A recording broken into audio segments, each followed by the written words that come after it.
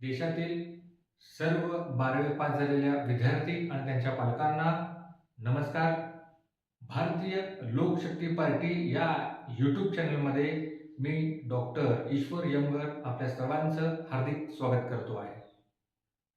आज आपला विषय आहे जे आत्ताच काही दिवसांपूर्वी नीट एक्झामचा रिझल्ट लागला, त्यामध्ये स्कॅम आहे का, घोटाळा आहे का, या विषयावरती आज आपण चर्चा करणार आहोत.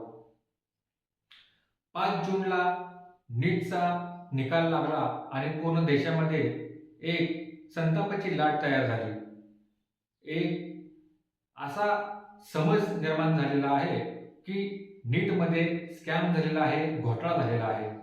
कारण आपण पाहिलं तर 720 पैकी 720 मार्क विद्यार्थ्यांना पडलेले आहेत. निश्चितच त्या विद्यार्थ्यांचं कौतुक आहे, त्यांचा अभ्यास असेल. पण 720 पैकी 720 पडणारे असे काही विद्यार्थी आहेत की ज्यांना ग्रेस मार्क किंवा आपण असं म्हणू की त्यांची ते एक्झाम किंवा परीक्षा देत असताना तांत्रिक अडचणीमुळं -20 ते 710 इथपर्यंत मार्क वाढलेले आहेत. आपण जर बघितलं तर NTA म्हणजे नॅशनल टेस्टिंग एजन्सी याद्वारे साधारणतः 24 लाख विद्यार्थ्यांनी ही परीक्षा पूर्ण भारतामध्ये दिली होती. आणि ही परीक्षा देत असताना आमचे विद्यार्थी येणाऱ्या भविष्यामध्ये MBBS डॉक्टर होण्याची स्वप्न पाहत आहेत. आणि म्हणून अहोरात्र रात्रंदिवस काबाड कष्ट करून या नीटच्या परीक्षेची तयारी करतात. आणि जर खरंच हा स्कॅम झाला असावा, खरंच याच्यामध्ये जर घोटाळा झाला असावा, तर निश्चितपणे याच्यामध्ये आमच्या जे होतकरू विद्यार्थी आहेत, जे हुशार विद्यार्थी आहेत, त्यांचं नुकसान आहे. आणि म्हणून सर्वप्रथम भारतीय लोकशक्ती पार्टीच्या वतीनं मी आज आपल्या सर्वांना इथं ग्वाही देतो, शब्द देतो की कोणत्याही परिस्थितीमध्ये भारतीय लोकशक्ती पार्टी अशा विद्यार्थ्यांच्या पाठीशी निश्चितपणे आणि ठामपणे उभी आहे.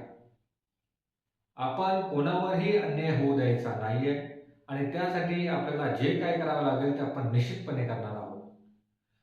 आमची आता अशी भूमिका आहे की शासनानं याच्यामध्ये लक्ष द्यावं.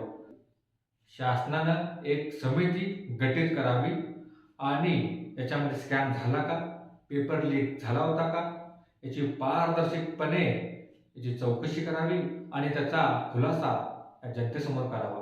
कारण प्रश्न हा आमच्या विद्यार्थ्यांचा आहे, त्यांचा भविष्याचा आहे. आता प्रश्न असा पडलेला आहे की आमच्या विद्यार्थ्यांची या भविष्याची कोण खेळतंय? आता आपल्या स्क्रीनवरती कट ऑफ दिसत आहे. ही कट ऑफ लिस्ट आहे. आत्ताची 2024 ची देखील आहे आणि याच्या आधीची देखील आहे. आणि म्हणून आता याच्यामध्ये खूप वाढ झालेली आहे. आणि माझ्या जे काही विद्यार्थी आहेत, ज्यांना डॉक्टर व्हायचे स्वप्न पाहत आहेत, ज्यांना शासकीय मेडिकल कॉलेजमध्ये ॲडमिशन घ्यायचं आहे, त्यांच्यासाठी कुठेतरी आता आपल्याला खरंच जर अन्याय झाला असेल तर आपल्याला हा लढा द्यावा लागेल. कारण प्रायव्हेट कॉलेजच्या MBBSची फी ही आपल्यासारख्या सर्वसामान्य लोकांना परवडण्यासारखी नाही आहे.